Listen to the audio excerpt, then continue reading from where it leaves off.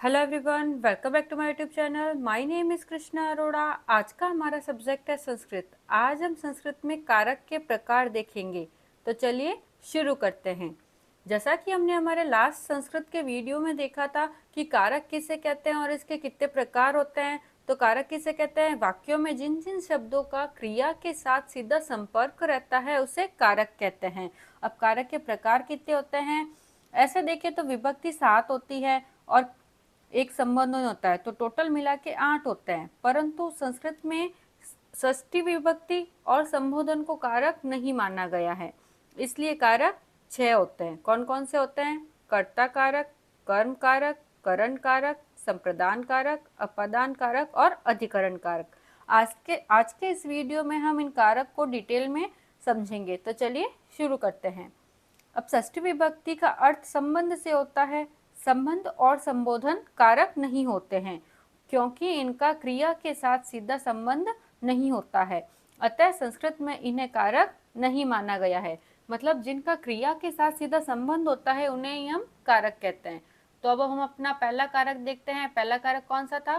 पहला कारक था हमारा कर्ता कारक। अब कर्ता कारक क्या होता है? क्रिया को करने वाले को कर्ता कहते हैं तथा कर्ता में प्रथमा विभक्ति का प्रयोग होता है।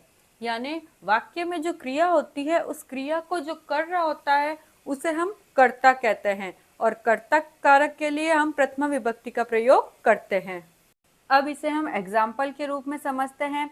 जैसे बालकः पठति, ये एक संस्कृत का वाक्य है। बालकः पठति, इस वाक्य में इसका अर्थ होता है, सबसे पहले तो हम इसका मीनिंग देखते हैं। इसका मीनिंग होता है बालक पढ़ता है।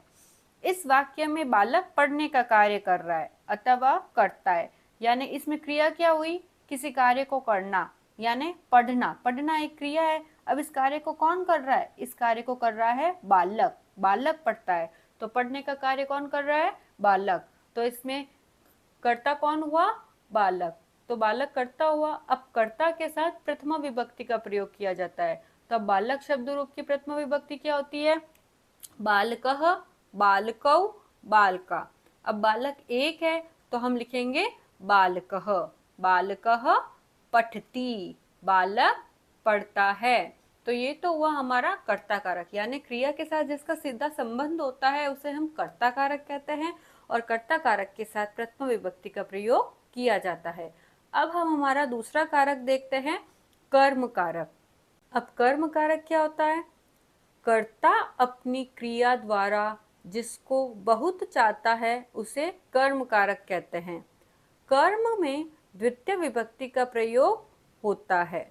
हम कर्म कारक को ऐसे समझ सकते हैं, जैसे एक सेंटेंस होता है, वाक्य होता है, वाक्य के अंदर कर्ता होता है और क्रिया होता है। अब कर्ता क्या होता है वो तो हमने देख लिया कि कर्ता क्या होता है, तो अब हम कर्ता को तो पहचान लेंगे।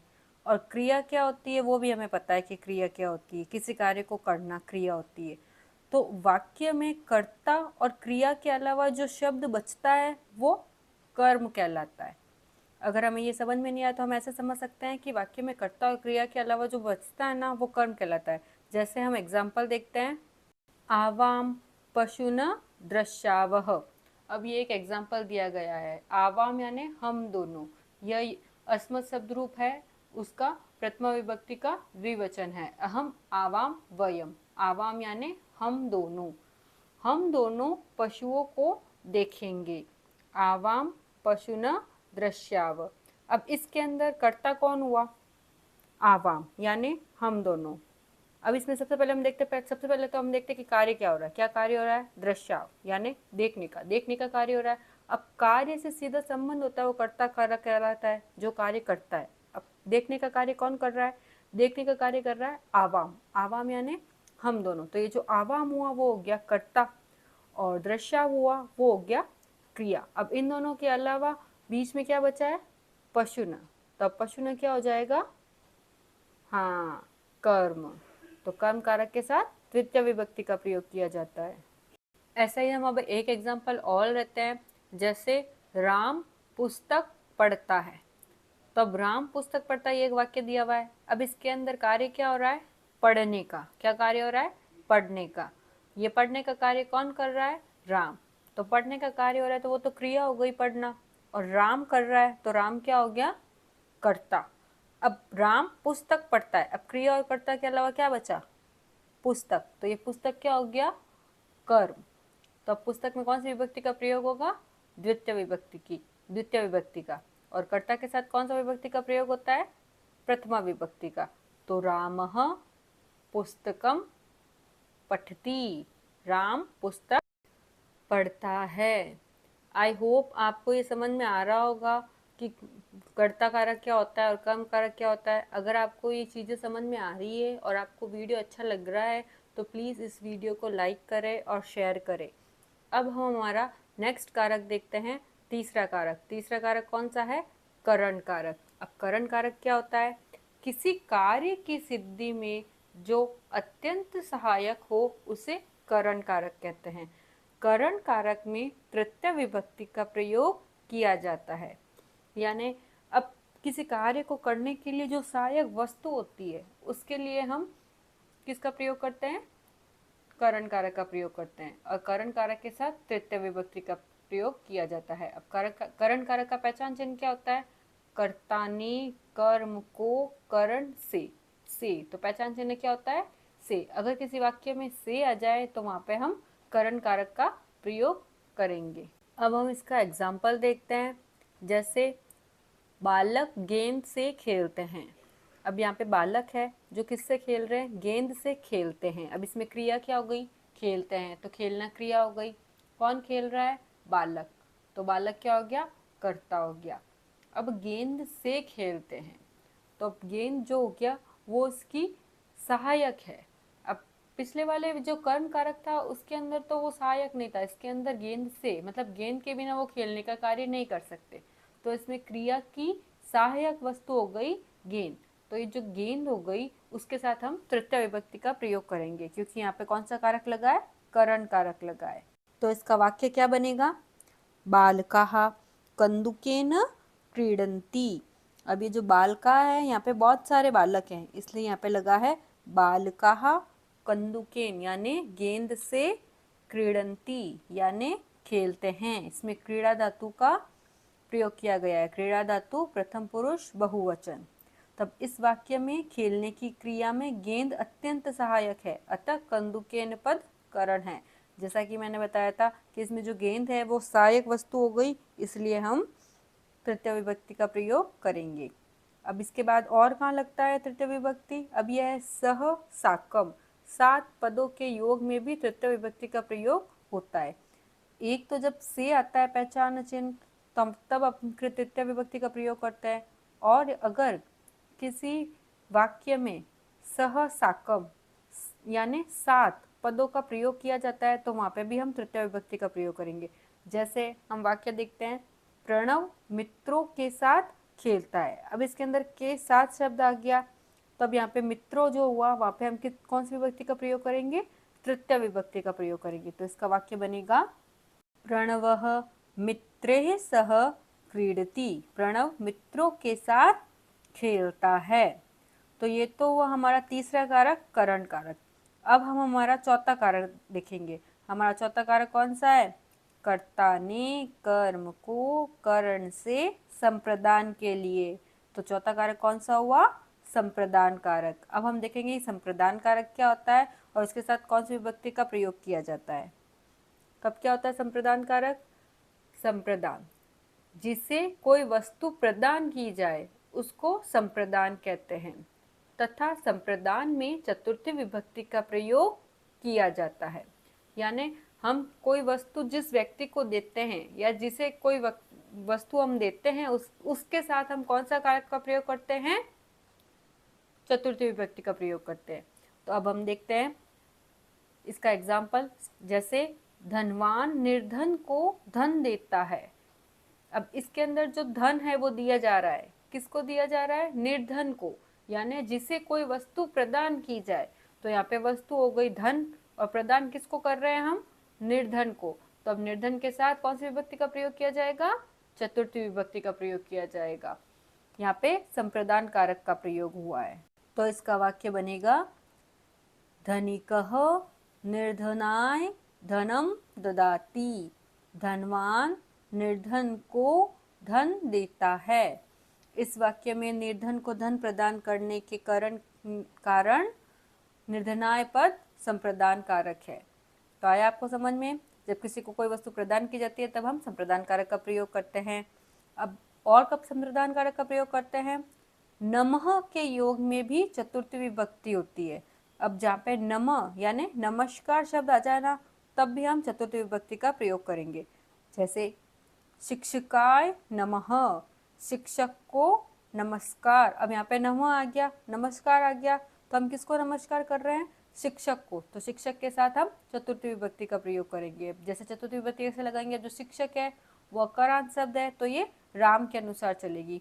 तो अब राम शब्द में शब्द रूप के अंदर चतुर्थी विभक्ति एक वचन क्या होता है? रामः रामो रामा, रामम रामो रामान, रामेण रमभ्यम रामे, रामाय। क्या होता है?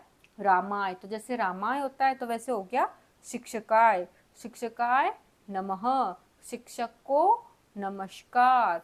ऐसे ही हम देखते हैं और क्या देखेंगे हम? जैसे श्याम को नमस्कार। तो अब श्याम है वो भी अकारांत है, तो अब अकारांत के साथ कौन सी विभक्ति का प्रयोग होता है? चतुर्थी विभक्ति का। तो अब क्या लिखेंगे हम? श्यामाय नमः, श्याम को नमस्कार। तो इसी तरह हम नमः के साथ भी चतुर्थी विभक्ति का प्रयोग करते हैं। अब हम हमारा देखते हैं पांचवा कारक। पांचवा कारक कौन सा है? हमारा पांचवा कारक है अपादान कारक। अब हम देखते हैं अपादान कारक क्या होता है और किसके साथ प्रयोग किया जाता है? किसी व्यक्ति अथवा वस्तु के अलग होने पर, जिससे वस्तु या व्यक्ति अलग होता है, उसे अपादान कहते हैं। यानी किसी व्यक्ति या वस्तु के अलग होने पर, यानी किसी चीज से अगर कोई व्यक्ति या वस्तु अलग हो रहा है तो हम उस समय हम अपादान कारक का प्रयोग करते हैं। तो वहां पे हम पंचमी विभक्ति का प्रयोग करते हैं। अब जैसे हम इसको एग्जाम्पल से समझते हैं, छात्र गांव से आते हैं। अब जो छात्र है वो गांव से आ रहे हैं। अब यहाँ पे व्यक्ति कौन हुआ? छात्र। अब अलग कहाँ से हो रहा है? वो गांव से अलग हो रहा है। छात्र गांव से आते हैं तो इसका मतलब वो गांव से अलग हो रहे हैं। तो जब अलग होना होता है ना, तब हम अपादान कारक का प्रयोग करते हैं। तो अब इसका वाक्य क्या बनेगा? छात्राः ग्रामात् आगच्छन्ति, यानी छात्र गांव से आते हैं। अब यहाँ पे ग्रामात् में पंचमी विभक्ति का प्रयोग किया गया है क्योंकि वो गांव से अलग हो रहे हैं। तो इस वाक्य में गांव से अलग होने के कारण ग्रामात् पद अपादान है, तो अपादान के साथ हम पंचमी विभक्ति का प्रयोग करते हैं। इसी तरह हम एक और एग्जाम्पल देख लेते हैं। पत्ते वृक्ष से गिरते हैं। अब यहाँ पे पत्ते जो हैं वो वृक्ष से गिर रहे हैं, तो अलग कौन हो रहा है? पत्ते अलग हो रहा है। किससे अलग हो रहे हैं? वृक्ष से। तो हम वृक्ष के साथ पंचमी विभक्ति का प्रयोग करेंगे क्योंकि वृक्ष से पत्ते अलग हो रहे हैं। तो इसका वाक्य बनेगा पत्राणि वृक्षात् पतन्ति, पत्ते वृक्ष से गिरते हैं। तो ये तो हुआ हमारा पांचवा कारक अपादान कारक। अब हम देखते हैं संबंध। वैसे संबंध को कारक नहीं माना गया है, परंतु इसके साथ षष्ठी विभक्ति का प्रयोग होता है, तो हम देख लेते हैं कि कैसे होता है संबंध। अब संबंध क्या होता है?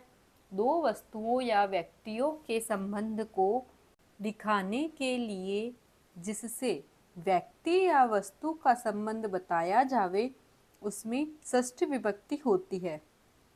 यानी अब किसी दो वस्तुओं या किसी दो व्यक्तियों का संबंध दिखाने के लिए हम जिस चीज़ का प्रयोग करते हैं वो षष्ठी विभक्ति होती है। यानी षष्ठी विभक्ति के द्वारा हम किसी दो वस्तुओं के बीच में या किसी दो व्यक्तियों के बीच में संबंध दिखा सकते हैं, या वस्तु और व्यक्ति के बीच में हम संबंध दिखा सकते हैं। यानी बेसिकली हम देखें तो किसी से भी रिश्ता बताने के लिए, किसी से भी संबंध बताने के लिए हम षष्ठी विभक्ति का प्रयोग करते हैं।